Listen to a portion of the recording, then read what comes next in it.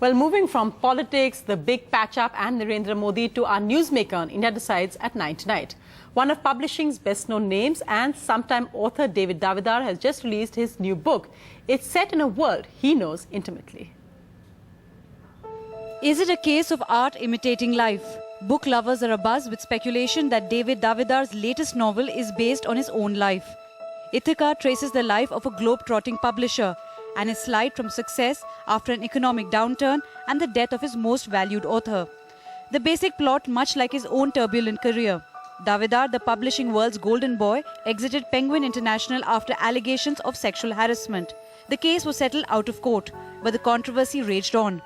After his abrupt departure, the embattled publisher returned to India and set up his own literary firm, the Aleph Book Company. For now, with his third novel, Davidar, the author is back in business. And joining me now is Davidar. David, thank you so much. And this, the book just out yesterday, but tell me, it's not a book you did much research for. Well, I didn't do much research for, and I was listening to this sort of lead into it, and it is certainly not an autobiography. What it is something I've done with every novel that I've written, which is write about a world I know, but try and distance myself, create a parallel universe so that I can actually use fiction. Because if I was going to write an autobiography, I'd have just written a memoir.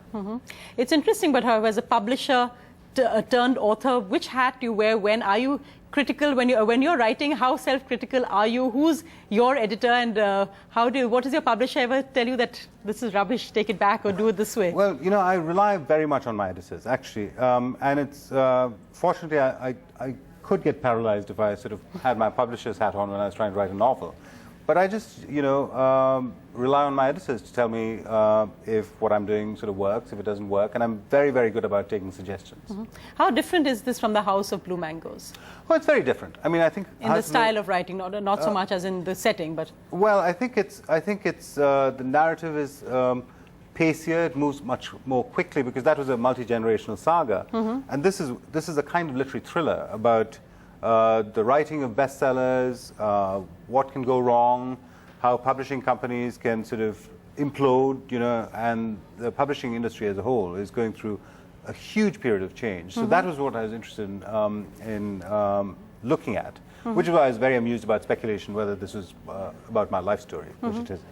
But in publishing, there's a world you've seen explode yourself, and you've been through that, because again, when you started with Penguin, it was a much smaller, much more intimate setup. You went on really at a key phase when Penguin exploded in so many ways, and now you've come back and again to a very intimate and your own publishing setup. Tell us about that, and do you think that's been good for the world of publishing? Do we need the giants and the Davids? How does that actually work together? Well, I think India is actually very different from much of the rest of the world of publishing, because here you have a publishing industry which is actually expanding. The market is growing, which is not the case in the rest of the world. The rest of the world is grappling with digital issues and so on, which are going to come to India very quickly.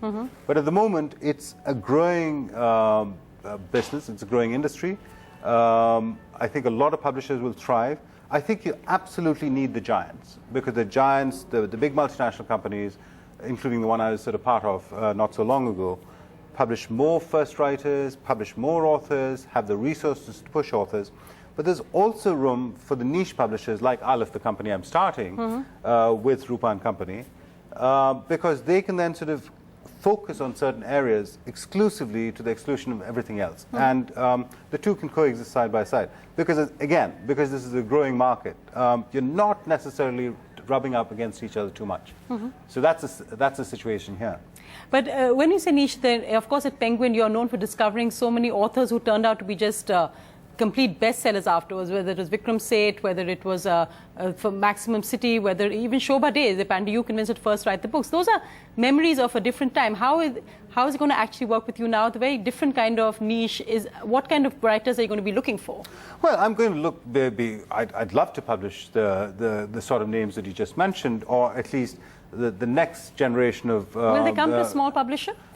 Yes, and I'll tell you why. I think the area that I want to specialize in is upmarket fiction and non-fiction. I will not be doing commercial fiction and non-fiction, so I don't see Aleph publishing diet books, for example, or commercial romances or chick lit or whatever. Or Chetan Bhagat. Yeah, Chetan Bhagat is published by my business partners very successfully. So the reason I don't think it's going to be a problem with Aleph publishing the biggest names is because I'm backed by India's second largest publisher, measured in terms of publishing revenues, Rupa. So I have the advantages of a small publisher in that I and Ravi Singh, who works side by side with me, we'll both develop our own books. But we will be supported by this very large company, which has the best distribution network in the country. So I think we'll have the best of both worlds. NDTV's cricket app, Android and iPhone, fastest scorecard, special analysis, and much more. Download free. ndtv.com/apps.